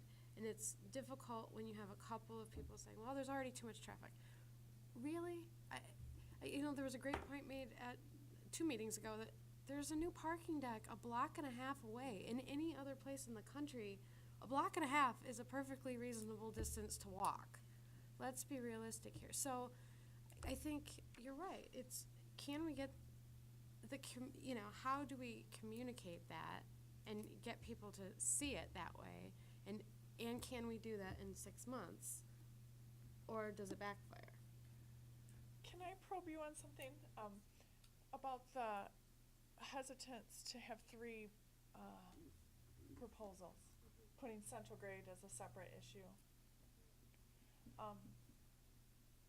Do you think it's just, you think voters would be fatigued and? Well, to be honest, the people who are going to come out this cycle are going to be city residents, or if there's a township issue that comes up, because in November, the only ones running are going to be across the street at the city commission. So it's going to be heavily city. It's going to be, you know, the absentee voters who vote all the time anyway, which we didn't do so well last time with them. And that was an informational cycle thing. They get their ballots and mark them up and send them in 2 days later, whether or not the information has even been released on candidates, if they even know who these candidates are. So that's an issue. I don't think there's going to be the issue of fatigue like there was in a presidential election. I just worry that you get too many questions on one thing, they just decide to vote no on everything, or they vote yes on one and then vote no on the second two just for fun. My fear is that if we put central in main proposal and lose it, then we're in the same spot we're in right now with the 3 dilapidated elementaries. But if it's a separate proposal, then the dynamics that you talked about, the city election, et cetera, are still in our favor. Well, and maybe we, spin might not be the right word, but maybe you use it as, hey, you know, there was a lot of feedback around these different things, and people really said that they wanted to, you know, that they only voted no on this issue or on this issue, so we're giving you a plethora of choices. You know, others might say that the board just doesn't want to take responsibility for, you know, I mean, ultimately, anything we do, it's going to be a backlash. But maybe 3 isn't too many. I don't know. I think the whole issue of central grade school could stand alone. I think it needs to some level to stand alone, because it's, like I said, it's a much more overreaching community decision It is, it than really anything else we're does doing. go beyond just education, just like It you does. said. It's sort of the lifeblood of that portion of the city, if not the city itself. And I think this community needs to decide what they want to do with that building. I And I think think though, it's an opportune time to do it, whatever. I worry though that we're then sacrificing a desperate need at Central High. I think what we do is then you give them, I think they're looking for something to vote no on. I agree. And I think if we give them, you know, the central grade and the reconstructs, they'll say yes, and they'll vote no on an auditorium, which I'm sort of with you, Margie. It is, to me, it still should be rolled in with the others in many regards, because it is a reconstruct for curricular needs. So, I don't know, I worry that if we put 3 on there, we might get 2, and it might not be the most important 2. To me, we've pared it down. We've tried to listen to the community and say, you know, you want your 2 issues, we'll give you 2 issues, but this is really what we need. At a minimum, right now. And in 3 or 4 years, we're gonna come back and we're gonna talk about central grade, because that is also a huge thing. But we're trying to keep the financial obligation that we're asking you to make to a minimum and meet the, I don't wanna say demands, but to meet the input that you gave us in a way that is respectful of the process. You said, pare it down. We pared it down. You said, give us a couple, choices. We're giving you a couple choices. You said, keep it a shorter time frame. We're keeping it a shorter time frame. Because to me, if we put central grade on, we are sort of discounting that last component that said, it's not a shorter time frame. It's not 6 years. It's still 8 years out.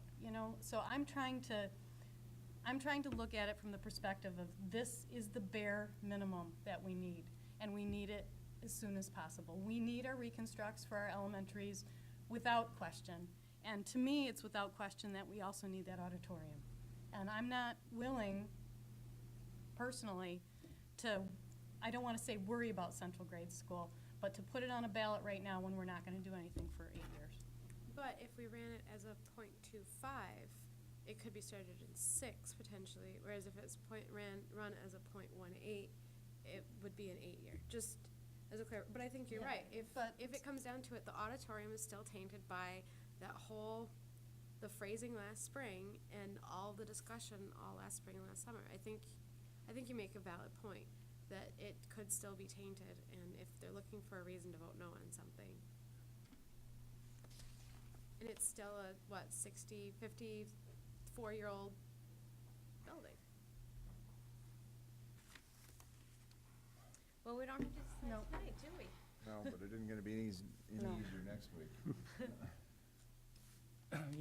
I would make the suggestion that over the next couple weeks that you maybe go back to some of those folks that you had the coffee conversations with and kick this around with them a bit more in regard to people that you think sort of have the pulse of folks in the community, and share, maybe they didn't watch tonight.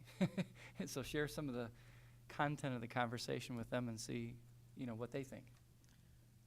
With all due respect, I think sometimes our coffee conversations are with people who, don't do all the voting. I think we need to make sure we sort of speak to the masses. I know that in conversations with, chamber members, for example, they were very much for the last bond, but maybe the people of Peoria, not so much. We need to make sure that when we have conversations, it's with a broad spectrum of people. And when we're asking for money, we're not just asking from the people. We realize we're not just asking from the people who have deep pockets already. And that's the hard part, is getting these specific questions, because obviously the online survey was an opt-in, but I still think there's lots of valuable information. And the phone survey was a broad spectrum, and if you look at the breakdown, it's almost exactly the people who are most likely to come out and vote this November. But specifically around, how many ballot issues, or do you put central grade in there? I think you're right. If we can get out there and talk to lots of people, and not just our immediate sphere, it needs to be different spheres of influence, if it's possible. Kelly, I had a question for you. You attended the Chamber Forum, correct? I saw a list of questions that Tony Anderson, somebody gave to me, that were, I thought, probing. Some of them might not have obvious answers to them. Did we respond, or are we going to respond to some of those questions? Steve, I'll let him answer, but he has prepared written answers and shared them with representatives of the chamber last week, and Yeah, I good. met with Doug Luciani and Laura Oblinger and gave them to them. Those had been prepared for when I went and talked to the chamber board, which I answered several of them when I was there. The ones that they didn't ask, I didn't answer. And there was no expectation, according to Doug Luciani, that I would hand those answers to them. He said they asked the questions when I was there for the chamber meeting that the chamber board was interested in having answered. So he's got all the questions, all the answers, and documentation of those. So. I thought those were good. I don't know if the rest of the board saw those, but I thought some of those were questions I've not had asked me, and I'm sure somebody had them out there, they just didn't verbalize them, and I thought they were good. So, Steve, why don't you send those to the full board? We have an electronic version, don't we? Okay, it'll come as an email with a bunch of PDF files attached to. thank you. Okay, does anyone object to the timeline? Another discussion next week, decision June 10th. Sounds good. Good. Okay. Next item for discussion, the 2013-2014 general fund budget of the TBA Intermediate School District. Very quickly, you know, every year, it's sort of a perfunctory move, but we have the board approve the general ed budget of the ISD. There's basically 3 budgets there, the special ed budget, the career tech budget, and the general ed budget, and then they have another set aside for facilities improvements.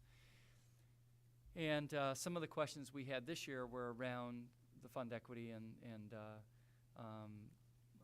how that related to our long-term sustainability in regard to things like special ed, where we have $6.8 million in unfunded special ed costs.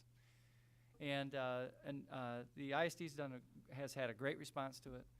They've put together a superintendent's ad hoc committee. I sit on that. We made some great progress last week. We have another meeting tomorrow to finish off the process. And the results of that process will be presented to the superintendents on Thursday at our retreat. The idea is to create a recommendation to the ISD's board in regard to how services and/or fund equity can be shared with districts so that we can help with financial issues.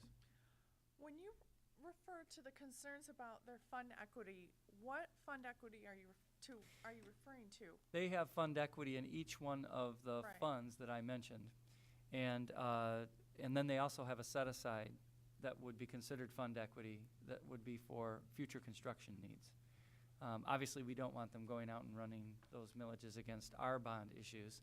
And they do have some legitimate concerns in regard to building space and things.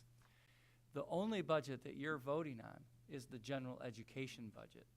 But because we had questions in regard to the broader budget at the ISD, we actually, when the executive team met with their team, we framed those questions a little broader than just the general ed budget. Is the general ed budget the budget that they have to help their local districts with general education needs? Yeah, it would be things like professional development. Jane, what else would they, a lot of it, big chunk is professional development. Because it's not really that big. About 6 million Assessments, assessments, yeah. professional development, consultants, content area consultants. How come we have to approve this, but, for example, we don't have to approve the special ed budget?